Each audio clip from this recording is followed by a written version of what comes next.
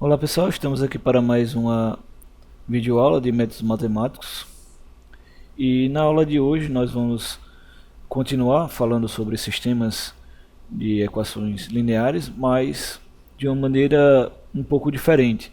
Não vamos falar sobre os métodos de solução e sim dos critérios de convergência para o método de Jacobi e Gauss-Seidel, certo? Os métodos iterativos.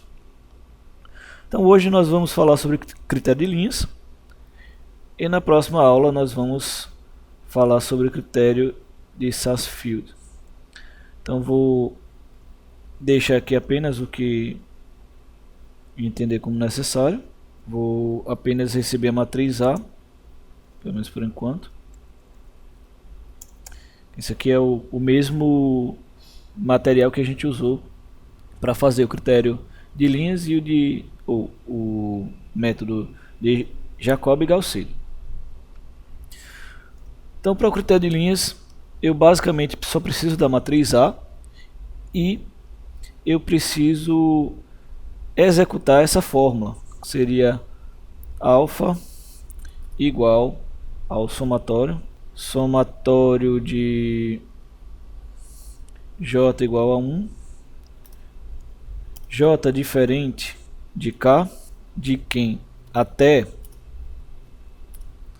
n, é o número de linhas, de módulo ABS de AKJ dividido por ABS de AKK.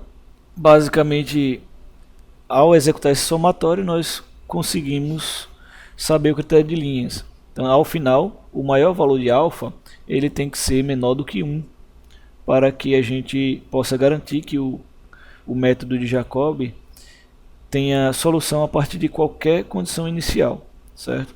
Então vou deixar isso aqui comentado e nós vamos agora para a fórmula propriamente dita, implementação da fórmula. Então nós temos a matriz A, vou declarar aqui uma variável unsigned n, e esse n vai ser igual a a.getNumbers of rows. E agora nós vamos fazer um for para criar aí o nosso critério de linhas. Então nosso critério de linhas aqui, ele vai varrer as linhas no signed e igual a 1 e menor ou igual a n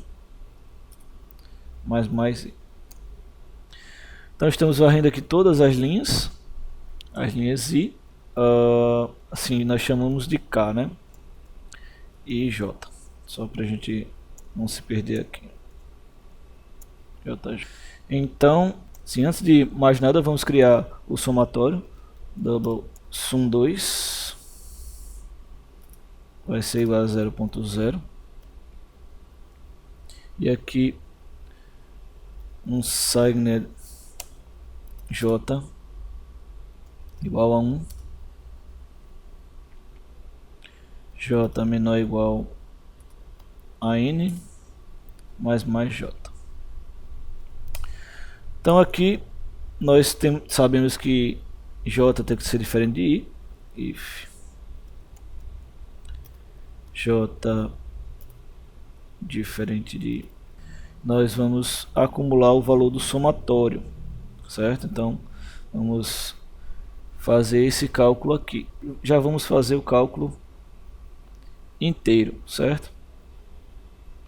Então o sum2 vai acumular o valor de FABS A e J dividido por FABS, formal aqui é IJ e aqui é I, D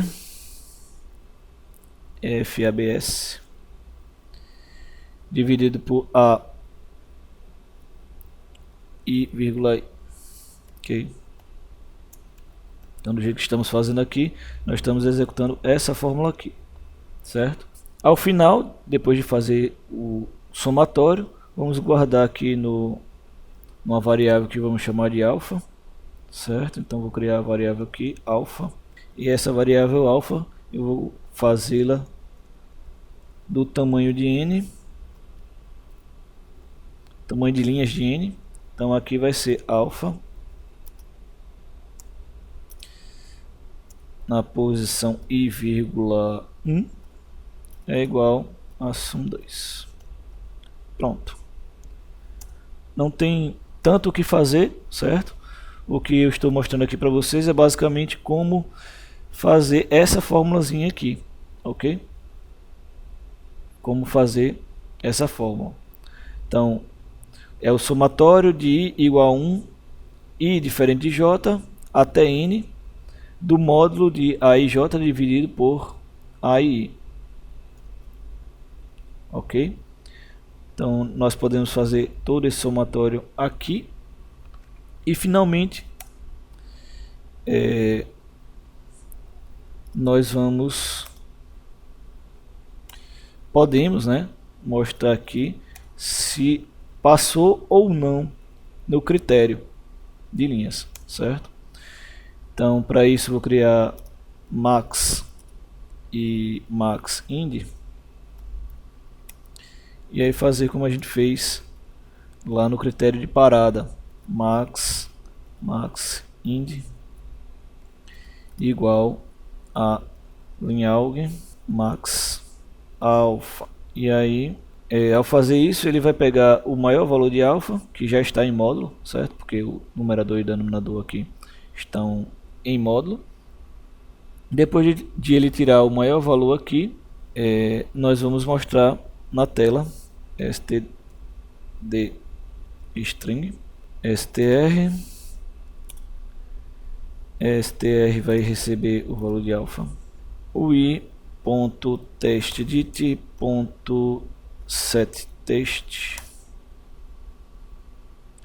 str.cstr.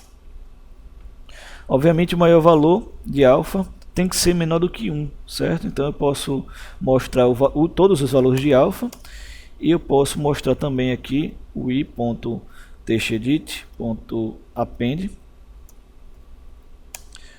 Se o maior valor, max 1,1, maior do que, quer dizer, menor do que 1. Então isso aqui, satisfazer essa condição é suficiente para que garantamos a convergência do método de Jacobi para todas as condições, toda e qualquer condição inicial, ok? Finita, claro. Então vamos executar aqui e utilizar a mesma matriz A que nós estávamos utilizando para no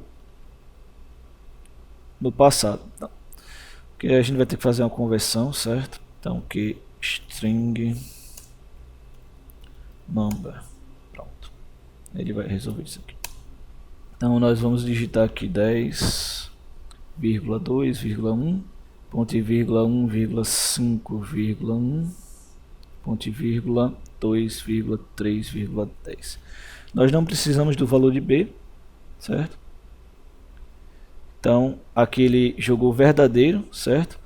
O que significa? Significa que é verdadeiro, é possível garantir a convergência do Jacobi, e ele vai convergir a partir de qualquer condição inicial.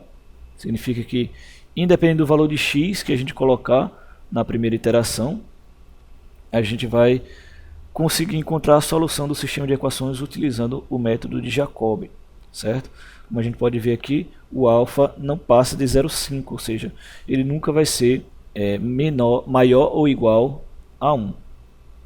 Então basicamente é isso que a gente tem para hoje. Espero que vocês tenham gostado. Vamos continuar agora na próxima aula. É o último tópico assim mais simples de solução de equações lineares, certo? Assim, pelo menos falando em termos de critério de convergência. Depois a gente vai começar a falar um pouco sobre o método dos mínimos quadrados e método dos mínimos quadrados recursivo. Mas na próxima aula vamos falar sobre o critério de Sansfield, que é basicamente uma modificação em cima dessa equação aqui que estamos implementando, certo? Até a próxima aula. Se puder, curta e compartilhe aí o vídeo e se inscreva no canal. Então até a próxima aula.